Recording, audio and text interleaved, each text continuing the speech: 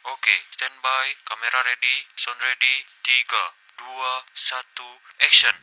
Assalamualaikum warahmatullahi wabarakatuh. Hai semuanya.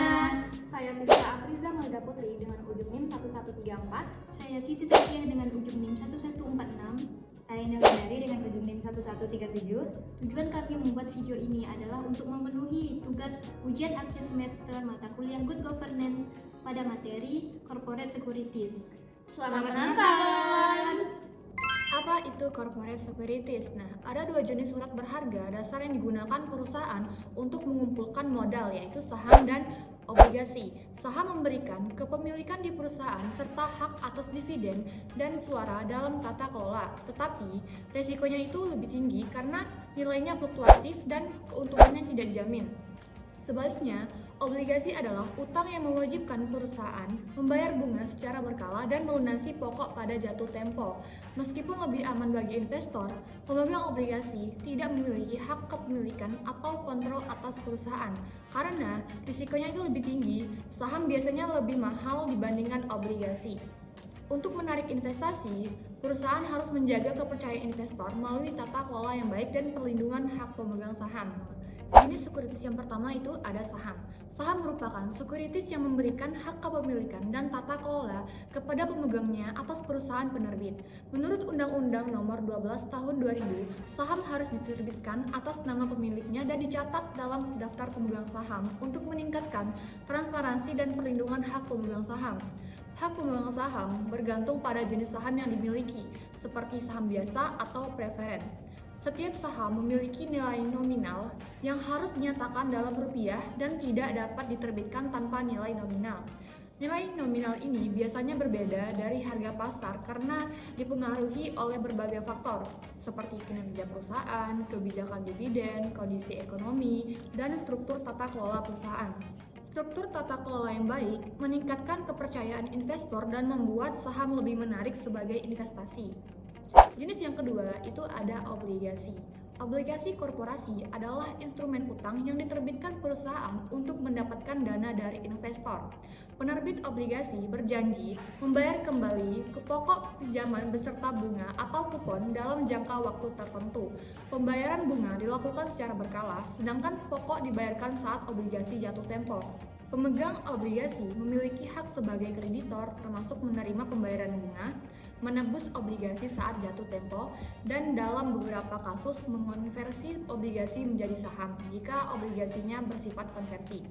Obligasi dapat diperjualbelikan di pasar sekunder sehingga harganya berfluktuasi. Terdapat beberapa jenis obligasi yaitu obligasi terdaftar dan obligasi atas nama, obligasi tanpa jaminan, dan obligasi konversi. Setiap jenis obligasi memiliki karakteristik sendiri. Jenis-jenis obligasi. Yang pertama itu obligasi terdaftar dan obligasi pembawa. Obligasi terdaftar mencatat nama pemegang dalam arsip perusahaan, memastikan pembayaran hanya kepada pihak yang tercatat. Jika berbentuk fisik, nama pemilik dicetak pada sertifikat. Sebaliknya, obligasi pembawa tidak mencatat pemilik atau transaksi, sehingga lebih mudah dialihkan dan memiliki biaya administrasi lebih rendah. Namun, anonimitasnya berisiko karena dapat digunakan untuk menghindari hukum dan pajak. Karena alasan ini, beberapa negara seperti US, Australia, dan Inggris telah melarang penerbitannya. Jenis obligasi yang kedua yaitu obligasi dengan jaminan dan obligasi tanpa jaminan. Perusahaan dapat menerbitkan obligasi beragunan dan obligasi tak beragunan. Obligasi beragunan memberikan perlindungan tambahan bagi pemegang obligasi jika perusahaan gagal memenuhi kewajibannya. Jaminan yang digunakan meliputi yang pertama, gadai atas aset perusahaan, yaitu semua pemegang obligasi beragunan dari penerbit yang sama memiliki hak yang sama terhadap aset digadaikan. Yang kedua, jaminan pihak ketiga, yaitu pihak ketiga seperti bank, perusahaan induk, atau individu menjamin pembayaran obligasi dan bertanggung jawab secara tanggung renteng. Untuk melindungi kepentingan pemegang obligasi dan pemegang saham, nilai nominal obligasi yang dijamin tidak boleh melebihi nilai jaminan. Jenis obligasi yang ketiga yaitu obligasi konversi. Obligasi konversi adalah obligasi yang dapat ditukar dengan saham biasa pada harga tertentu. Fitur ini menarik bagi kreditor dan meningkatkan daya jualnya. Dalam hukum Indonesia, obligasi konversi dianggap sebagai ekuasi ekuitas dan tidak terkena pembatasan investasi asing kecuali saat dikonversi menjadi saham. Investor memperoleh keuntungan berupa bunga, keuntungan modal, dan opsi konversi saham yang berpotensi memberikan hasil lebih besar. Namun, resikonya itu tetap ada seperti gagal bayar, kerugian modal, atau perusahaan menarik obligasi sebelum jatuh tempo. Harga dan rasio konversi ditetapkan saat penerbitan. Jika harga saham saat konversi lebih tinggi dari harga obligasinya, perusahaan dapat menyesuaikan rasio konversi sesuai ketentuan yang berlaku. Selanjutnya itu perbedaan antara kepentingan pemegang saham dan pemegang obligasi. Baik pemegang saham maupun pemegang obligasi menginginkan perusahaan yang sehat dan menguntungkan. Pemegang saham berharap nilai pasar meningkat dan dividennya dibayarkan, sementara pemegang obligasi mengutamakan stabilitas keuangan untuk memastikan pembayaran pokok dan bunga tepat waktu.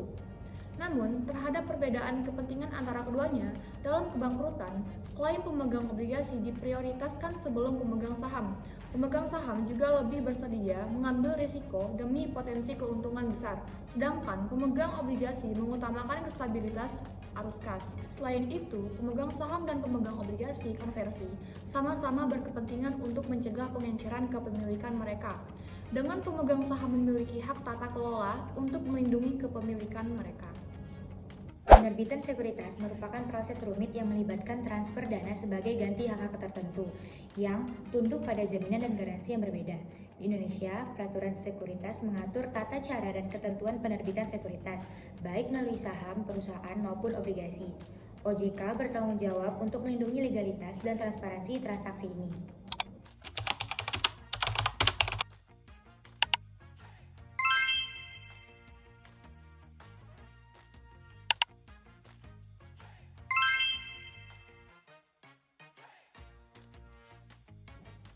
RUPS harus mengesahkan semua keputusan perusahaan untuk menerbitkan efek dengan mengeluarkan resolusi yang akan berfungsi sebagai dokumen utama untuk mengesahkan hak dan kewajiban pemegang efek dan perusahaan.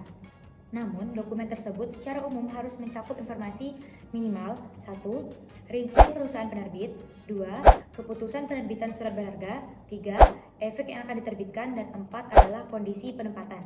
Secara umum, perusahaan penerbit efek yang melakukan penawaran umum efek wajib mendaftarkan keputusan penerbitan efeknya kepada OJK, kecuali dalam hal 1. Menawarkan surat utang dengan jangka waktu kurang dari 1 tahun, 2. Penerbitan sertifikat deposito, 3. Penerbitan surat berharga oleh pemerintah Indonesia, 4. Menawarkan jenis efek lain yang ditetapkan oleh OJK.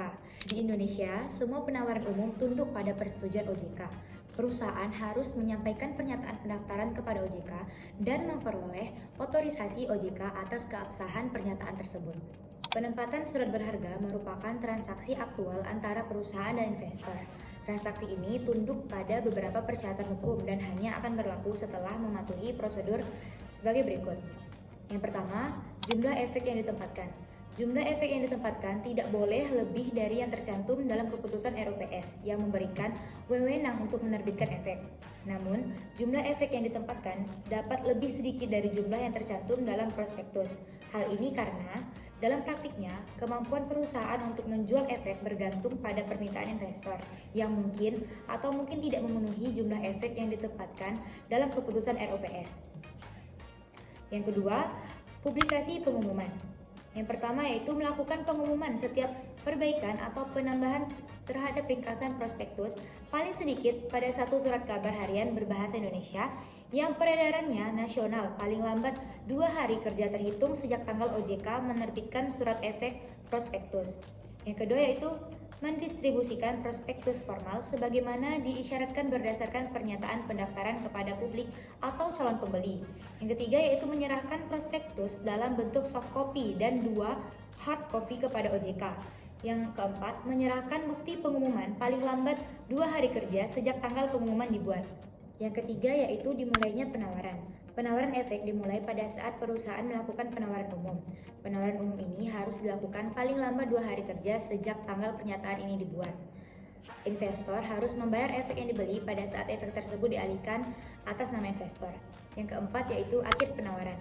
Baik penjamin emisi efek maupun perusahaan penerbit efek, jika tidak menggunakan penjamin emisi efek, wajib menyampaikan laporan hasil penawaran umum kepada OJK paling lama 5 hari kerja sejak tanggal penjatahan. Nah, selanjutnya ada konversi efek. Perusahaan tidak selalu menerbitkan saham atau obligasi baru untuk menambah modal. Kadang mereka melakukan konversi, yaitu mengubah bentuk sekuritas yang sudah ada, seperti saham atau obligasi. Nah, contohnya, perusahaan bisa mengganti saham lama dengan saham yang baru yang nilai nominalnya lebih kecil, tapi jumlah saham tetap sama. Tujuannya bisa bermacam-macam, misalnya membuat harga saham jadi lebih terjangkau, mengubah jenis saham seperti dari saham preferen ke saham biasa, mengubah obligasi jadi saham sehingga menambah modal, dan melakukan restrukturisasi kepemilikan saham. Nah, cara ini biasanya lebih cepat daripada menerbitkan saham baru, tapi tetap harus direncanakan sejak awal penerbitan obligasi. Nah, selanjutnya ada derivatif. Derivatif ini adalah sekuritas turunan, misalnya tergantung pada saham, obligasi, atau aset lainnya. Tujuannya untuk memberikan hak tertentu kepada pemegangnya. Ada beberapa contoh derivatif yang sering dipakai perusahaan, seperti hak memesan efek terlebih dahulu, yaitu pemegang saham bisa beli saham baru sebelum ditawarkan ke publik. Kedua ada waran, yaitu hak beli saham di harga tertentu pada waktu tertentu. Yang ketiga ada opsi saham. Ini umumnya diberikan ke eksekutif perusahaan sebagai bonus. Derivatif membantu perusahaan menarik dana baru dan memberikan intensif ke manajemen. Tapi perlu diperhatikan bahwa derivatif bisa beresiko kalau tidak diawasi dengan ketat. Karena itu, penggunaannya wajib disetujui RUPS dan dilaporkan dalam laporan keuangan tahunan. Di pasar global, derivatif juga dipakai oleh bank dan institusi keuangan besar untuk mengelola resiko. Selanjutnya, meningkatkan modal di pasar internasional. Perusahaan Indonesia juga bisa mencari modal dari luar negeri, misalnya lewat obligasi atau saham, dengan syarat tidak sepenuhnya dimiliki investor asing.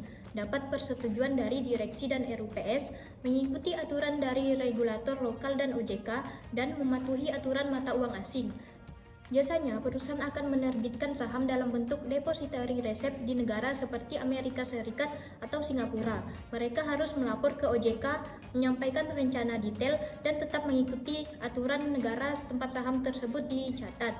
Keuntungan masuk pasar luar adalah biaya modal lebih murah, likuiditas tinggi, dan reputasi meningkat, tapi tetap harus patuh aturan pasar global.